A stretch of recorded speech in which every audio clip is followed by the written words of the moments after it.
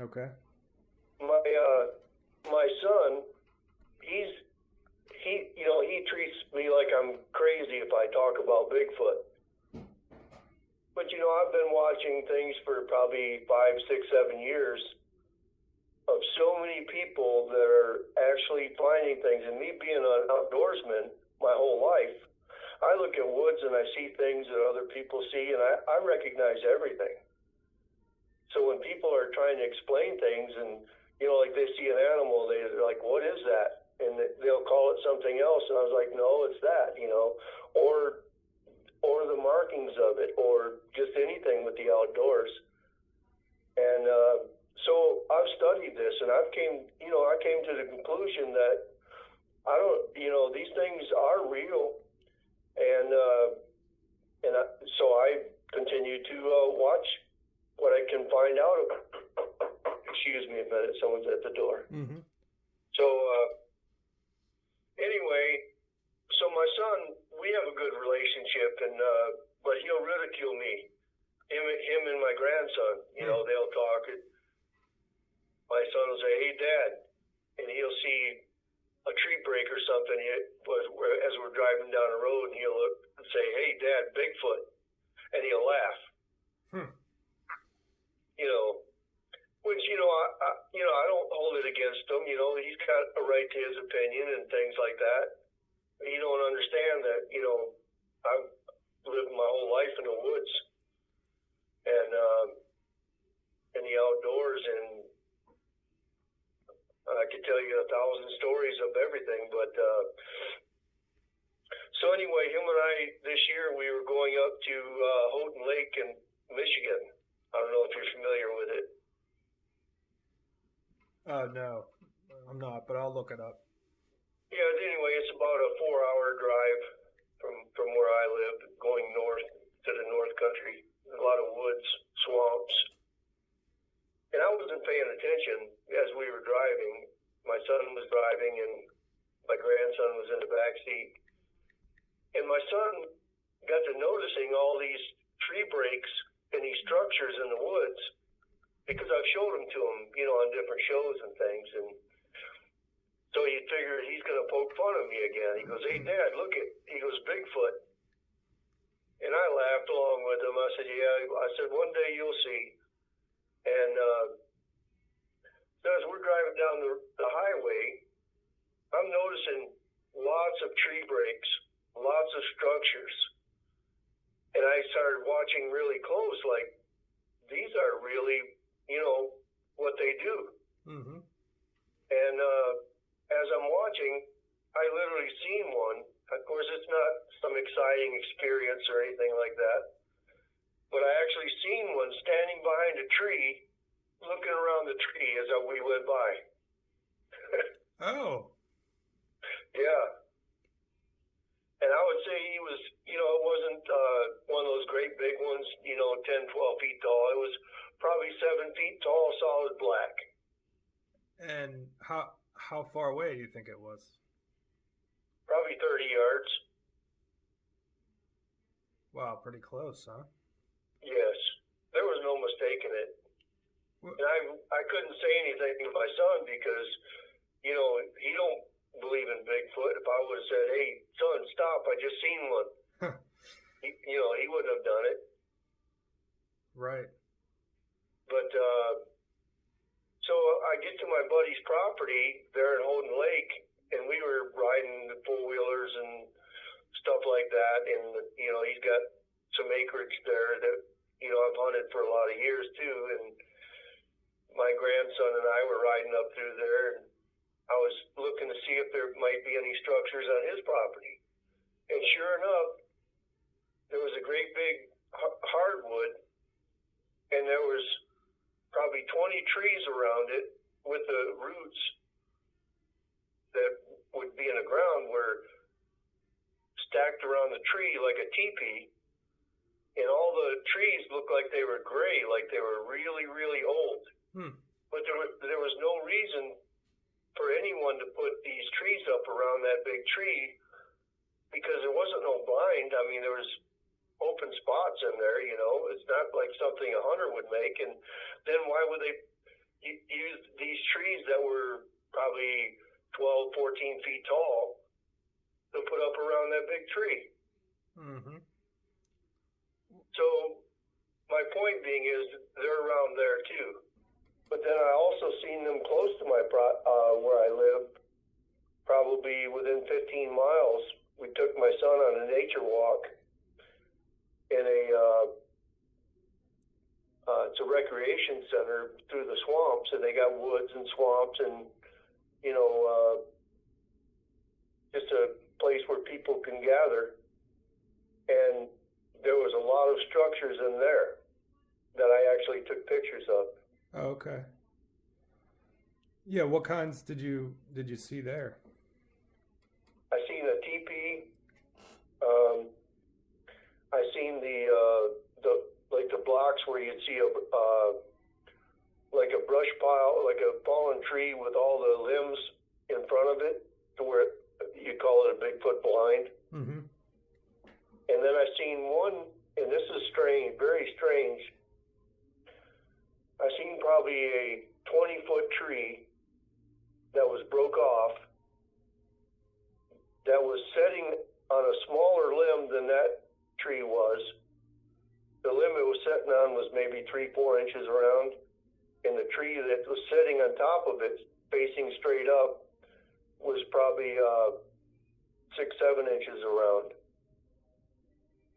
Which, a tree's not going to fall and stay standing up like that, Yeah. So they were obvious. And nobody could do that. Who's going to climb 20 feet up in a tree and put a tree straight up in the air 20 feet tall? Right. And with your experience, these probably jump out at you pretty quickly at this point, right? Pardon me? Oh, yeah. Oh, yeah, because, like I said, I've spent my whole life in the woods, and I've never had any ideas about Bigfoot. It was nothing to me until one day I started seeing these posts of people that were seeing them, and I looked at one, and the one I seen was very convincing. So I thought, well, when you click on one, and then there's another one, and then you start seeing all of these. But I can look through 100 of them, and I can pick out which ones are true and which ones aren't, because I've watched so many of them. I mean, the one I seen, to me, he looked like if you were to look as a person, like as a 20-year-old. That's the feeling I got. Kind of younger. Yeah. Was it more lean than it was big? Like, it was lean. It was very muscular, but it didn't look old or weathered or worn. I don't know if that makes sense, but yeah. I just got the feeling when we made eye contact, I'll say that. Oh. Yeah. So as soon as we made eye contact, it was like I knew everything about him, but I think he also knew everything about me. So how long do you think you were able to see him? Probably 5-6 seconds. Okay. We were just driving down the highway. You were curious about that gnome story. I was a youngster when, like I told you, my dad would drop me off in the woods, and I would hunt one woods. He would go somewhere else and hunt the other woods, and he would pick me up at dark. That's what we did. But as sitting inside the woods, squirrel hunting, that's what you do. You find the best hardwoods in the forest, and you sit there, you wait for the squirrels to come out, and you harvest them. Well, as I was picked out an area to hunt, I was sitting there, and this gnome walked across a plowed field, and just on a continually just steady pace, walked across the field, and I watched him, probably 40, 50 yards from me. And when he got to the other side, I was wondering, what is this? A little person, what's he doing out there? And I just kept watching him. He walked across the plowed field and went right into a stump. Huh. Like there's no doors on the stump. It's just that when he went to the stump, he was no longer there. Like he just kind of disappeared into it, you think? Yes. Hmm. And I mentioned I've never told anyone that story for over 30 years. My daughter was going to college up in Owasso, Michigan, and they had stories of them there. So a lot of the college students would talk about it. So when she got home and she knew I was always in the outdoors, she asked me, she said, "Dad, I want to ask you a question."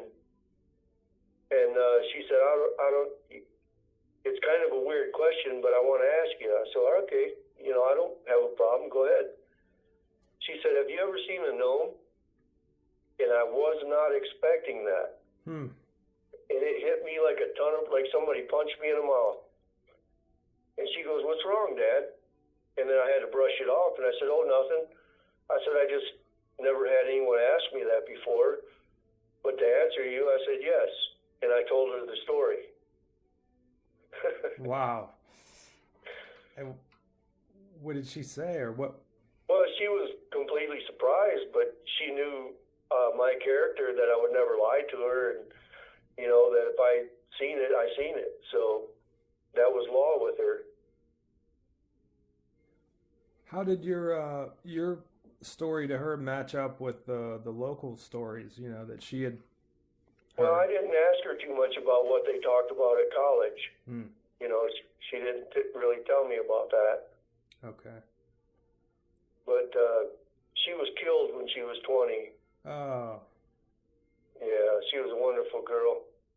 I'm sorry to hear that. Yeah. Yeah, so when you started talking about it, I remembered our conversation in the group. Do you remember that? Did you see that little picture video that I posted? Yeah, it looked nothing like that. Okay. Have you ever seen that movie that I mentioned down there? I The forget. Lord, I think it was in the Lord of the Rings, Oh yeah. where the little guy with the axe, Yeah. the big beard. Are you familiar with that guy? Yeah, I know what he looks like. Well, that is exactly what he looked like. Wow. So What? yeah. That's mind blowing in itself, because how does Hollywood know that these things exist? I know. Where do they come up with these ideas? I'll tell you, because they're true, they're real. For people that haven't seen that, could you describe it the way that you remember? Just the clothes, or As far as what he looked like, Yeah, like his, I would say he was probably 25, 30 inches tall. He had a hat on. He had a big, long, dark beard. He had really plain looking clothes on.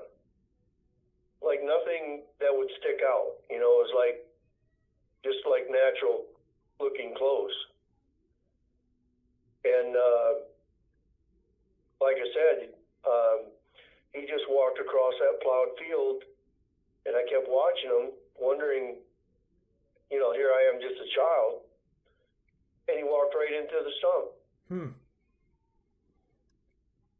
Was he just walking at a normal pace, or was he moving? Yep, just a normal, steady pace. He never slowed down. He never sped up. It was just one steady pace. And he got to the stump, and he was gone.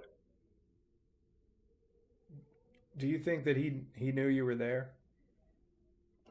Really, I have no idea, because he never looked my direction. It was like, he had one thing on his mind, to go to that stump, and that's where he went. I mean, it was, if he slowed down and turned his head and looked, you'd think, well, maybe he knew I was here. But he actually didn't act that way. It was like, he had a mission, and that's what he did. He was just going about his normal business. Yep. and that was in Dexter, Michigan. And I think you already said it, but I forget. How far away was that from, the other spot where the haunted woods? Oh, that was quite a long ways. From where the haunted woods was, it was probably 70, 80 miles. Okay. Well, the story I was interested in telling you, which I've got many, but as a kid, I was 7 years old. And my dad, he would take me to the woods and drop me off squirrel hunting and pick me up at dark. I mean, that's the kind of childhood that I had, I spent my whole life in the woods. And, try not to make it too long, but in this one woods that we used to hunt, over the years, every time I would go in this woods, it was like there was a presence, like it was 2 or 3 inches from your face looking right at you. So the overwhelming feeling was just unbelievable. And I never said anything because my dad and I, we really had kind of a weird relationship. We would drive 2-3 hours to go hunting, hardly say any words to each other for 30 years. And yeah, it's kind of weird. I can't explain it, but anyway, so because we didn't talk very much, I never said anything. And every time I went in this woods, it was the exact same thing. So we did this, like I was saying, over a period of 50 years. And my grandfather, which we used to hunt together with my dad, I, and my grandfather,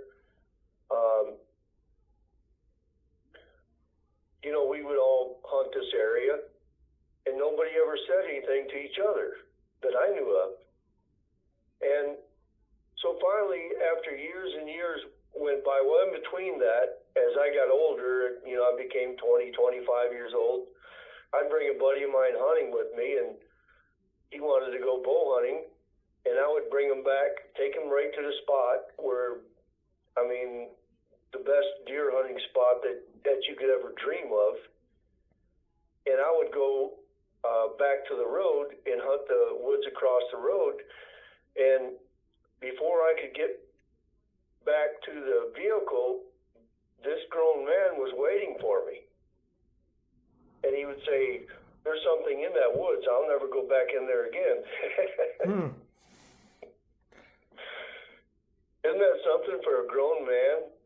To be so scared to literally run out of the woods and actually beat me back to the vehicle? Yeah, that's not normal. Yeah, and my older brother, he was the same way. He went back there and he would come out of there white as a sheet of ghost, or just completely scared. Well, for years I never said anything, but as I got older, my dad and I, we became very close, and over the years. And we were driving down that road, and I said, "Hey, Dad," I said, "Do you remember going back in that woods?" And I said, "Every time I've been back in there, I said, there's something really evil there." And surprisingly to me, he said, "Yeah, I know." He said, "Even Jack," which was my grandfather's hunting partner, and after my grandfather quit hunting, he hunted with us. He said, "Even Jack talked to me about that." He said, "There's something not right in that woods." And so that kind of really blew me away, that they knew about it, but yet they never would say anything to me about it. And it just completely blows my mind that there's something so powerful back there that it'd cause a grown man to literally run out of there. And the strange thing is, there was an old woodcutter that lived on the hill adjoining that property. He lived in a big farmhouse, and every room was closed off except for one where he lived. And all he had in that one room was a mattress and a wood stove. And he would, cook his meals on that wood stove and eat right there out of his bed, and there'd be mice crawling all over him. But he was a hunchback, and he had long dark hair, and his eyes were gray, and it literally looked like his teeth were sharp. Isn't that something? Did you ever see that guy? Oh yeah, I've talked to him many times, and I was never ever comfortable around him. I mean, to me it was like a freak of nature. He never wore modern clothes. I mean, it was just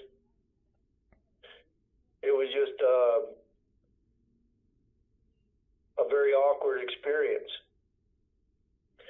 But the reason I contacted you and wanted to tell you the story is because this is a true story that someone has experienced, multiple people experienced, and a lot of these things aren't never talked about. Especially among hunters, they a lot of times they don't want to bring this stuff up. Right. You mind if I ask you a few questions? Sure. You found out later that your dad and other people knew about it too, and wonder why they brought you there as a young kid. They knew. I think it was the same principle as taking a 7-year-old and dropping him off in the woods and not picking him up till after dark time. I think my dad kind of raised me like a Spartan. It's like you're a man child and you're gonna grow up like a man and you're gonna fend for yourself. It's kind of similar to some of the Native American stories too, didn't they? They do things like that where you'd have to kind of go out and just figure it out. Right. Can you describe maybe a little more of maybe other things you may have not thought were relevant, but maybe that you heard or seen, or how that made you feel, or anything else? Well, the feeling was completely, totally uncomfortable. Like you could actually sense an evil that was beyond any words could even speak. And I really don't know how I was able to tolerate it, because I always stayed back there and hunted, because it was one of the best hunting territories around. And even though being successful, every minute that you're there, you're suffering this evil right at you. But, years later, I've hunted another territory probably 5 to 10 miles from there. And I would always make a path to my tree stand so I could go in there before daylight without making any noise, without any lights. I wanted to be more quiet than the animals. And I would always grade myself every single time. And if I messed up in any way, I was very hard on myself. But anyway, so I was having a really bad bout with sleep apnea, and so being up in a tree stand, I would start falling asleep. So when I got to that point, I had made a path to go all the way back in the back of this woods where it was really thick. And there was a fallen tree there with a big root wad. I would climb up on that, and it was like a bevel there. You could lay right there and get a good nap. And so I would do that, on that path so I could continue to be quiet. And two, if the animal woke me up, I could shoot him, because I'm right in the thick stuff. Well, I was in that woods one day and I was tired like that, so I climbed down, went back there, laid down on that stump or that log and started to go to sleep. And just as I was getting to the point of going out into La La Land, there was no wind. It was just a normal, still day. Here's an 80-foot tall oak tree. I heard, and I look up, and here's a humongous tree coming down on top of me. And I literally had to jump up and run, hit the ground running, to keep from that thing falling on me. And this wasn't a dead tree. I mean, there are green leaves on there in September, October. And, you know, you think, well, that really bothered me because I hunted all my life and I've never had nothing like that happen. I was thinking to myself, how could a full-grown oak tree that's alive, just with no wind, just literally fall down on you when you're in the woods? I mean, like, what's the chances of that? And that wasn't the end of it. Within a week, you know, I was hunting a week or two in this woods, and I was hunting probably 70 yards from that place that happened. I was up in another tree stand, and it was right before dark as dusk was coming, and it was the most still evening that I remember. I mean, there was not a leaf blowing. I mean, it was completely still. And I was up in the tree stand, and within 10 feet of me, another tree fell. And my thoughts were, well, something doesn't want me here for some reason. You know, I mean, what do you do with things like that? You know, it just, you know, I've not talked about this story to hardly any people, you know, and it's just when things are, especially now when there's so many things that are going on in the world, I think we're going to see a lot more happening as time goes on. Mm-hmm. Do you still live near there or been back there, you know, anytime recently? Well, I hunt a different area now, but it's only probably 30 miles from there. But I still drive by there. But I've never, ever driven by that, I call it the haunted woods. I never drive by there without remembering what it's like to be in there. You know anybody else that has been in there recently, or? Well, no, I know that some Amish people bought the property, and so you know they are very clannish. So you know I think if something was happening there, I don't think they would ever tell you about it. Mm-hmm.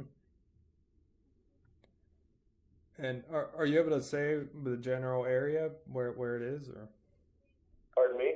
Are you able to say what the general area is? Oh yeah, it's in Bronson, Michigan. That borders on the border of Indiana, Ohio, and Michigan border. Okay, so like, you know, if you're on 80 coming through Toledo and you're going up towards Michigan, it's kind of. Yeah, you take, you know, if you were to take 80-90 to where it goes into Indiana at the border, just to the one side is Ohio, then there's Indiana, there's all Michigan, there's Michigan, they all meet right there. Yeah, I've been through there a couple times going to, maybe not that exact spot, but going to Detroit. But, so are you a hunter? No, I'm not a hunter. I just kind of go out and, you know, do this stuff, looking for whatever I see in the woods, try to get pictures, video and things. But that haunted woods has always left a question mark in my head, like, what is in that woods? There's something, I always thought, well, there's maybe something that really evil happened there, where maybe a bunch of people were killed, and, you know, maybe some unsettled souls were wanting vengeance, or wanted to let people know that their story be told that they were killed there, or maybe it was just some type of demonic presence that if you go in this area, this demon claimed that area. I don't know. I mean, how do you distinguish things like that? Just my summary of what you said, you know, there's other people that got bad vibes there too. You know, the trees that came down, but nothing else. So it seemed like you said, you know, just like something didn't want you there, and it was Right. Yeah. In the woods where the trees fell, it was like something didn't want me there. And looking back and what I know now from what I knew then, I think those were those Bigfoot beings. Oh, you do? Okay. Yes. Yes. But in the haunted woods, I think that was completely different. Okay. Two different places. Okay. Yeah. But they were only 5 to 10 miles apart there. Okay. Whatever was in that haunted woods was pure evil. Now you mentioned, you know, structures in other places, and as you got older, but you didn't mention any at the haunted woods. Like, I don't even know if you would have remembered that, but thinking back, do you think there were any structures there? I'm not sure because I had no idea of those things at the time, and I didn't look for them. But one thing I will tell you that's really been heavy on my mind was that over the years when my dad and I would be hunting, there's times that we were walking through the woods and I would look at a tree and I would literally jump back because there was a face in the bark of the tree. And I wouldn't say anything because I never believed in anything like that. And but yet, when you seen it, it was like a big face just looking right at you. Oh man! But like it was grown in the bark. Like it was part of the tree, kind of. Yes. Yeah. What was it, like human face, or what did it look like? If you remember. I wouldn't say like a human face. No, it would be like an ancient face. You know, like something that's not of our world. You know, like kind of a sharp nose, squinty eyes, you know, a strange mouth. It's pretty creepy, you know. Oh yeah, it is, because, you know, I've never believed in these things. I mean, I was, I think around 19 years old when I became a Christian. And because I was raised pretty much heathen, you know, I mean, there was no spiritual upbringing the way I was raised. But then I believed everything biblically and learned a lot. But a lot of things aren't taught in churches, even to this day. And I've learned lots and lots of things now. And I believe that everything that's on this earth is in the Bible. And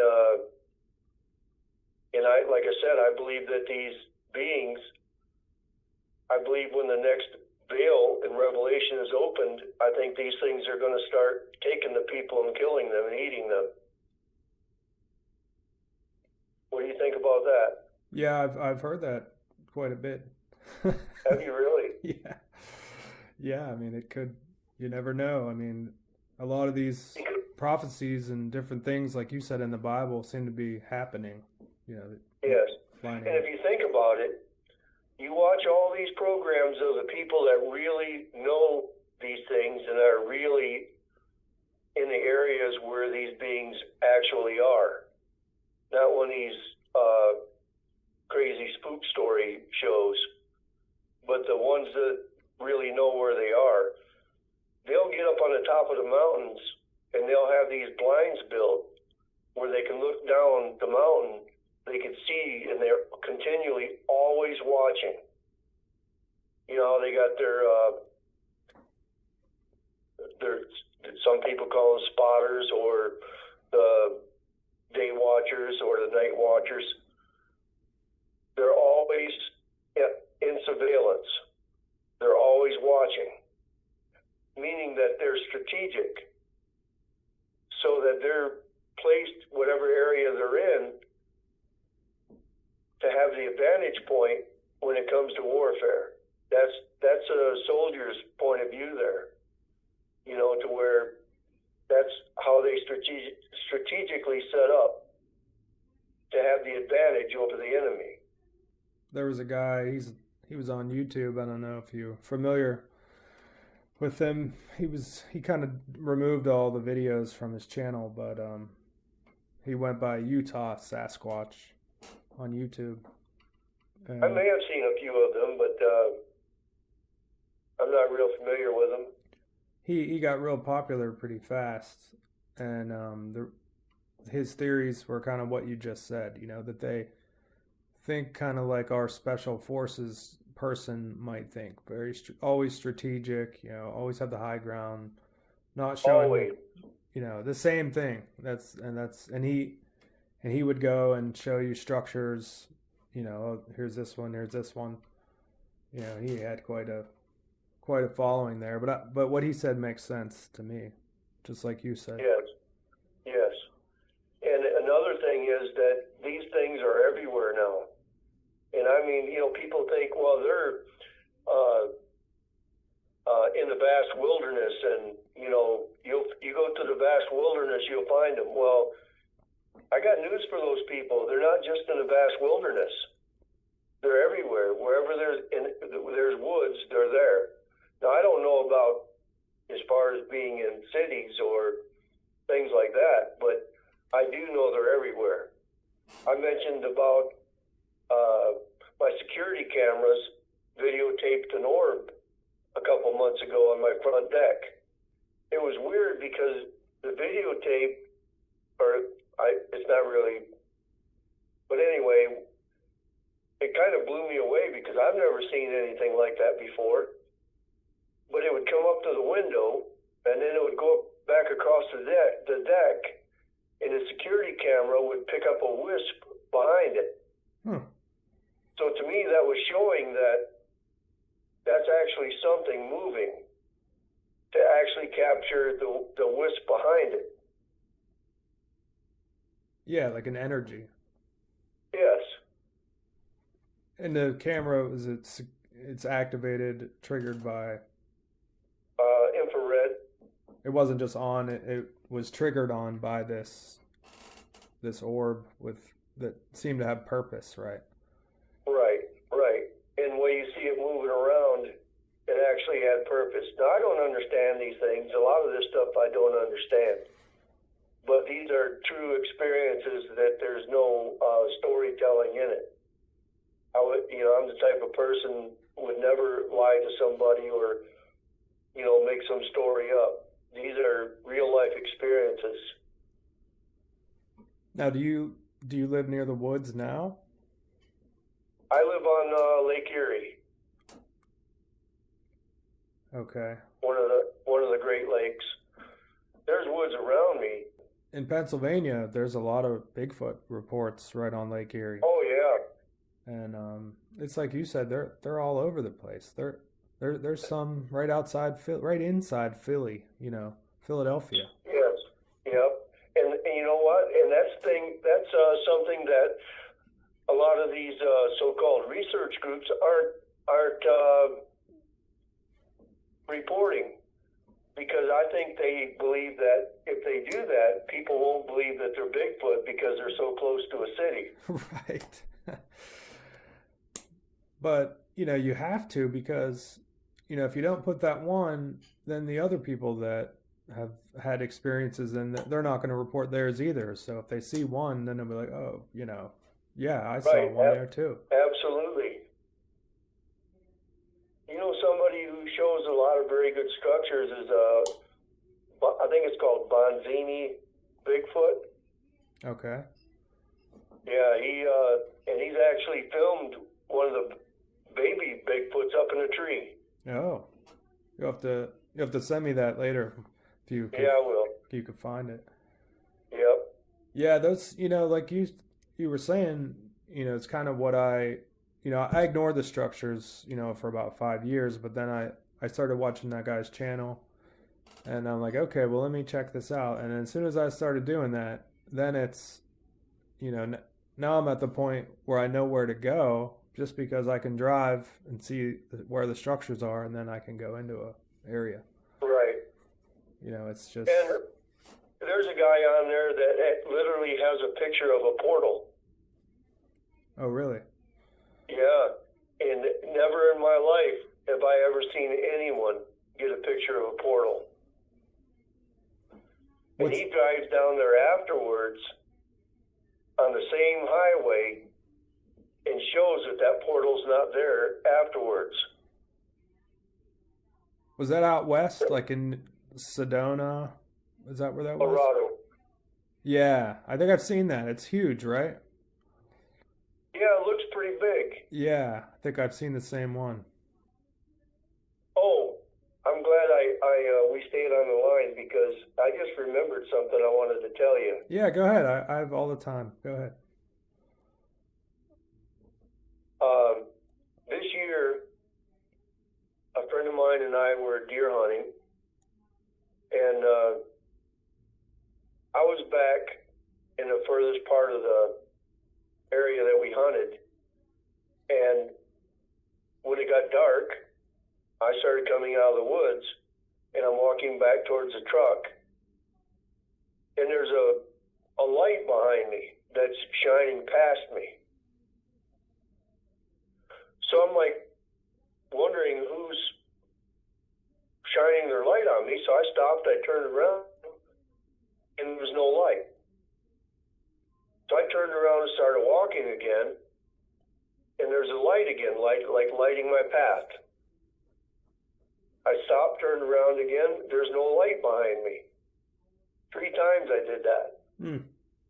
So finally I just didn't have no clue what was going on, so I just walked back to the truck. Well, the following night, while I was back there hunting, I had shot a deer, and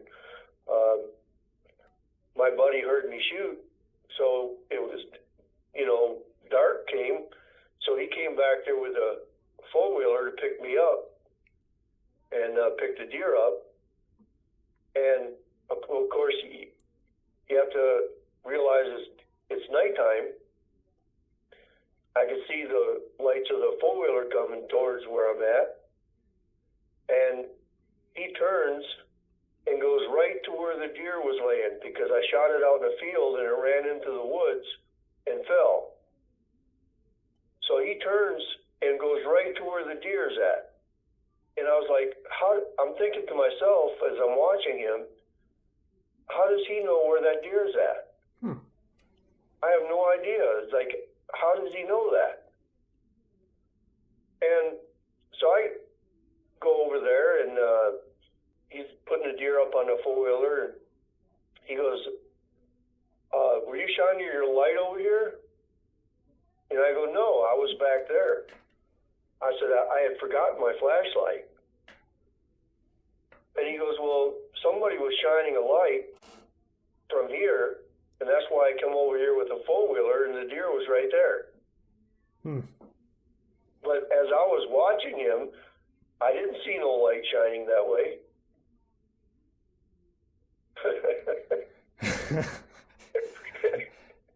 Now you explain that one. I don't know. I can't. It's just, you mentioned that. It's mind-boggling. It is. I don't know what's going on out there. It's just. And you know what? And this guy here, he's very cognitive dissonance type person. He will deny chemtrails or anything government. I mean, he's just completely that way. And when that happened, he was devastated. Was he? Yes, he was devastated. Where did that light come from? He just could not get over it. What did he think of? Do you still talk to him, or does he ever bring it up? Or? Oh, yeah, we talk about it. And he tells other people, like it's astonishment. Another mutual friend of ours, he was telling him about it, a Christian man, and the Christian man said, well, we have angels that watch over us, and that very well could be. Yeah. And the thing is that the scripture says that we see through a glass darkly, meaning that, it could be an angel watching over us, or it could be the other side. A lot of times we don't know. We have to try to weigh the balance. Right. Is it harmful or helpful, Right, right. Hmm. And in this case, it was helpful. So, are you a spiritual person? Oh, yeah. Yeah, I am. So, I believe that these beings are the seed of the fallen angels.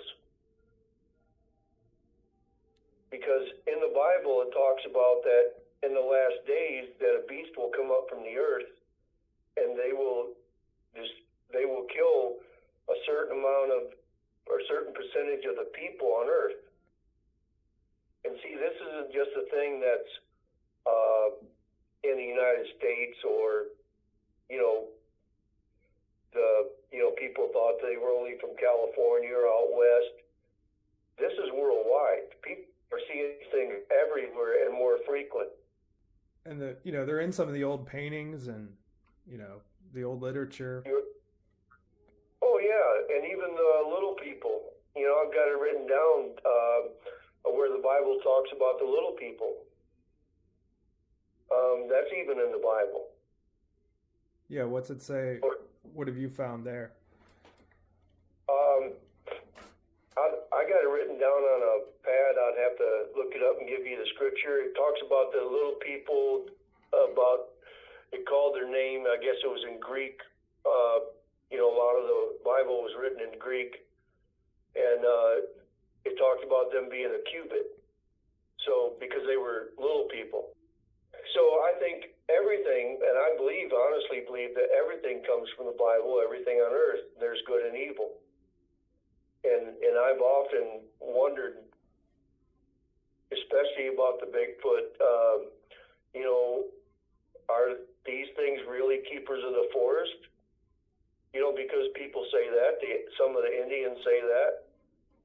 But really, what are they in reality? And I look at reality as if it's biblical. Mm-hmm.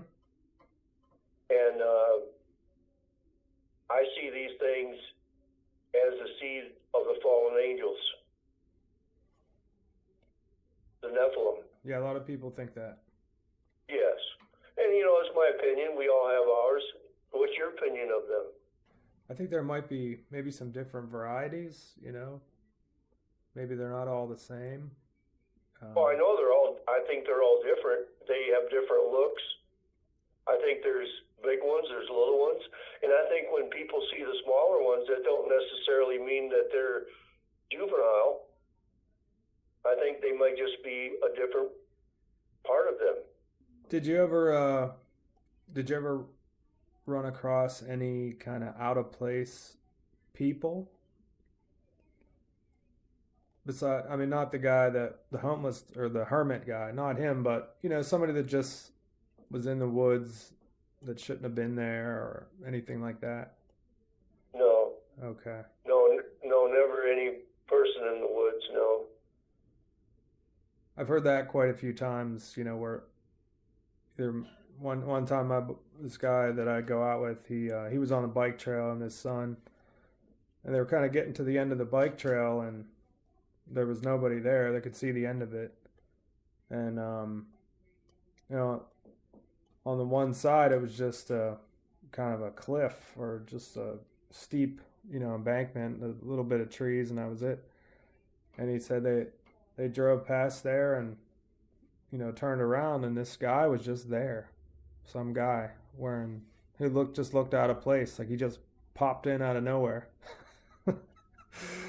And it's just, I hear stories like that so much. These people just kind of show up. And then, well, yeah. Did the guy say anything to him? No, they just kind of drove past each other and. Well, I've got another story I'll tell you one day about a coven of witches. Oh, okay. And, for a long time I wouldn't talk about that because it bothered me so bad. Because, you think about God and His power, and you think about God's people and their power. but a lot of people don't talk about the power of the enemy. And I've literally seen it. Hmm. And